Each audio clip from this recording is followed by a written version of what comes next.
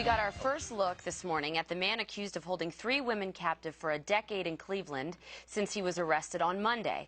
A prosecutor told the judge that Ariel Castro is the captive now and the women are free. Castro was arraigned on rape and kidnapping charges, and he's being held on $8 million bond. Also in court were his brothers O'Neill and Pedro on unrelated misdemeanor charges that have since been dismissed. Today we heard from the mother of Gina De Jesus, who explained what it was like to reunite with her daughter after all these years. After all those years, what did you say to one another? Actually, we didn't say nothing. We just grabbed each other and held on. That's what we did. There was no words. It was just hugging and kissing and crying. You were able to see all 3 of the women. How are they holding up emotionally, Nancy? Surprisingly, they are doing great.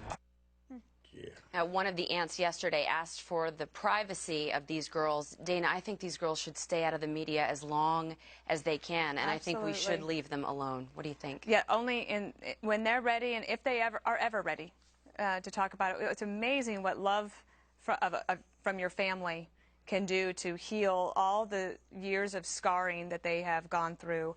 I do think there is something to be learned from this, however, and it might be that when they decide to talk, they might be able to help others from. In the statement, it says that he would lure them into the car by offering them a ride home.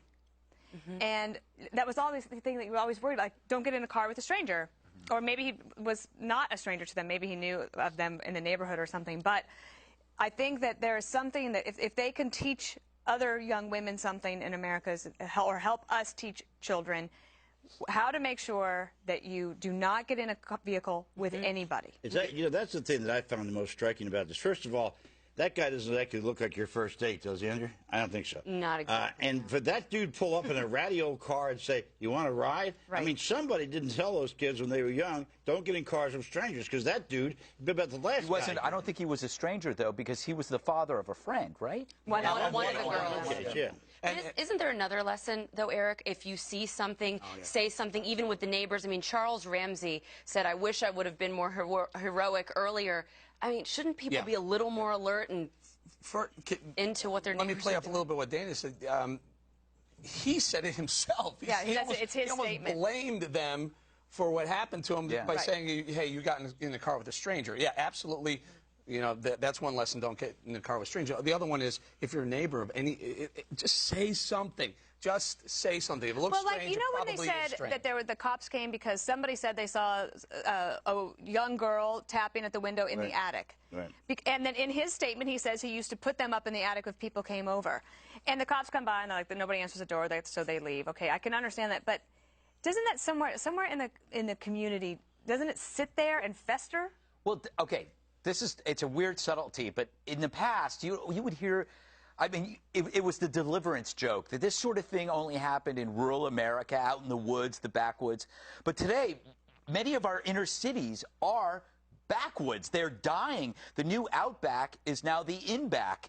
The new breed of hillbilly is the city billy. As people are leaving the cities, you have houses like this that are boarded up with not a lot of neighbors going around, and this stuff happens because nobody bothers to look. They're too scared.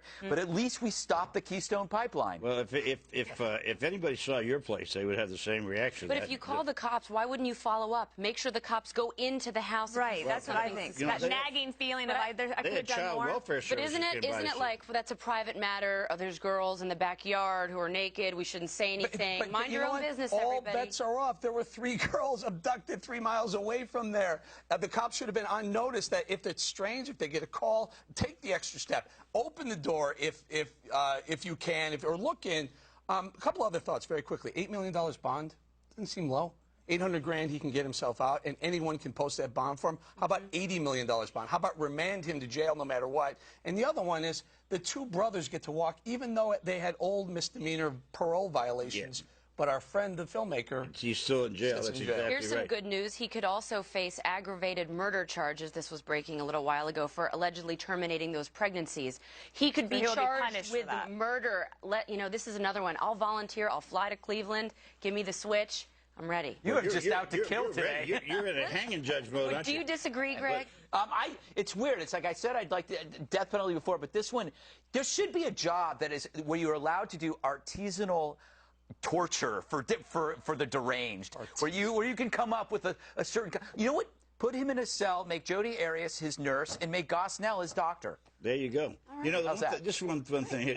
I think it's symptomatic of America today, though. The neighbors don't know neighbors. Nobody pays any attention to their neighborhoods. Doesn't somebody think a house like that might have drawn a little And they don't know attention? their local police. That's right.